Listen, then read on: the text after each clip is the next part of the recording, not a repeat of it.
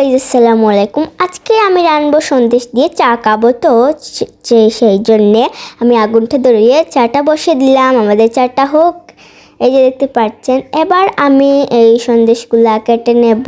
এইগুলো এই মাঝে দিয়ে কিন্তু কাটলে ভাজাটাও কিন্তু সুন্দর হয়ে কড়কড়া করে ভাজতে পারবো আমরা। এই যে দেখতে পাচ্ছেন, সমানভাবে কিন্তু সবগুলা কিন্তু ভাগ করে নিচ্ছি সমানভাবে। এই যে এরকম করে সবগুলো করতে হবে। এই যে আমি করে নিচ্ছি। এই যে এরকম করে কাটে মানে তেলে দিলে একটু সুবিধা হবে ভাজতে। এই যে এটাকেও এরকম করে কেটে নেব। এই যে আমি এইগুলা রয়েছে, এটা আমি সেম টু সেম ভাবে কেটে নেব। যেহেতু আমি সন্দেশ দিয়ে চা খাবো আমরা কিন্তু সবাই মিলে খাবো চা। এই যে দেখতে পাচ্ছেন, কথা বলতে বলতে কিন্তু আমাদের বানানো কমপ্লিট। আর একটা রয়েছে গাইস, হ্যাঁ, এই যে এটাকেও আমি সেম টু ভাবে কেটে নেব। এই যে গাইস, আমার কাটা কমপ্লিট। এবার এগুলো সরিয়ে আমি আপনাদেরকে দেখাই যে কেমন হয়েছে আমার কাটা। এই যে দেখতে পাচ্ছেন কেমন হয়েছে গাইস। এই যে একদম সফট। এবার এইগুলা আমি কড়াইয়ের মধ্যে যে তেলটা দিয়েছি সেটা নিয়ে আমি আগুনের উপর নিয়ে বসিয়ে দিতে হবে। এই যে তেলটা গরম হলেই আমরা ছেড়ে দেব। এই যে তেলটা গরম হচ্ছে, এই যে দেখতে পাচ্ছেন। এবার আমি একটা একটা করে এটার মধ্যে দিয়ে দেব। এই যে দেখতে পাচ্ছেন আপনারা, তেলটা গরম হয়ে যাক, যে দিয়ে দেব, এইরকম করে দিয়ে দেব। দেখতে পাচ্ছেন আপনারা, আমি একটা একটা করে কিন্তু তেলের মধ্যে দিয়ে দিচ্ছি। আর আমি যেহেতু তেলের মধ্যে দিতে একটু ভয় পাচ্ছিলাম, সেহেতু আমি এই যে এই আঠাটার মধ্যে মানে যেটা দিয়ে বাজে সেটার উপরে দিয়েই আমি এখানে দিচ্ছিলাম। এই যে দেখতে পাচ্ছেন কড়কড়া হয়ে যে ভাজা হচ্ছে আমাদের সন্দেশগুলা। আর আমি এখানে নেড়ে ছেড়ে দেব, নাহলে কিন্তু জ্বলে যাবে। দেখতে পাচ্ছেন খুব সুন্দর করে নেড়ে ছেড়ে দিচ্ছি আমি। এই যে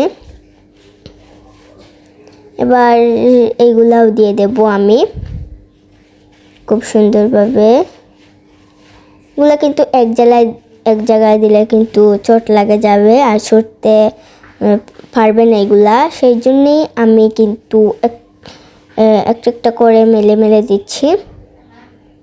এই যে দেখতে পাচ্ছেন আপনারা। এবার এগুলা ভাজা হয়ে গেলে আমি তুলে নেব। এই যে তেলটা কিন্তু নিজিয়ে তুলতে হবে।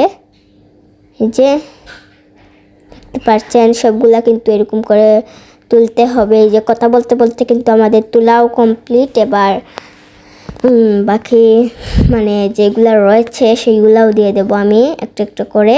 এই যে বাকিগুলাও দিয়ে দেব। এই যে সবগুলা দিলেই ভাজা হয়ে যাবে আমাদের। এই যে দেখতে পাচ্ছেন আপনারা কিন্তু এরকম করেও দিতে পারেন। আমি যেহেতু ভয় পাচ্ছিলাম তাই জন্য এইরকম করে দিচ্ছিলাম। এই যে এবার এই যে এইগুলাও কথা বলতে বলতে দিয়ে নিলাম। এবার এগুলাও কিন্তু ভাজা হচ্ছে। এই যে কি কড়কড়া হচ্ছে না গাইস, এই দেখতে পাচ্ছেন আপনারা। বা সবগুলা আমরা কিন্তু এরকম করে উল্টে পাল্টে দেব, নাহলে জ্বলে যাবে। এই যে দেখতে পাচ্ছেন কড়কড়া কিন্তু করে বাজে দিচ্ছি আমরা। যে সবগুলাও কিন্তু আলহামদুলিল্লাহ ভাজা হয়ে গেছে। এই যে দেখতে পাচ্ছেন আপনারা। এই যে এগুলাও কিন্তু আস্তে আস্তে হয়ে গেলে তুলে নেব। যে এখন আমরা তুলে নেব এগুলা। এই যে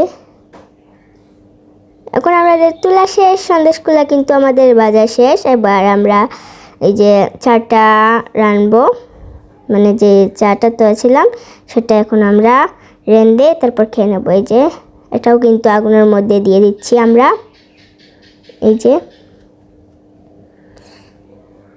এবার আমি কাপগুলা রেডি করছি, যেহেতু চা কাপ আমরা সবাই মিলে, সেই জন্যে আমরা এর মধ্যে কাপ রেডি করে দিচ্ছি। এবার আমি চাটা বানাবো। এই যে দেখতে পাচ্ছেন এখানে দুধ চিনি একসাথে মিক্স করে নেব আমরা। এই যে দুধ দেবো 2 চামচ দিয়ে মিক্স করে নেব। এখন আমরা যেহেতু আমরা দুধ চা বানাবো, এখন আমি এগুলা নেড়ে ছেড়ে দিচ্ছি। এবার আমাদের চা বানানো কমপ্লিট। আমি সন্দেশ দিয়ে একটা ট্রাই করছি যে কেমন হয়েছে। যে বিসমিল্লাহ বলে খাচ্ছি। এই যে দেখতে পাচ্ছেন খুব মজা হচ্ছে গাইজ, খুব ইয়াম্মি। আজকের ব্লগটা এখানে শেষ করছি। সবাই ভালো থাকবেন, সুস্থ থাকবেন। আল্লাহ হাফিজ।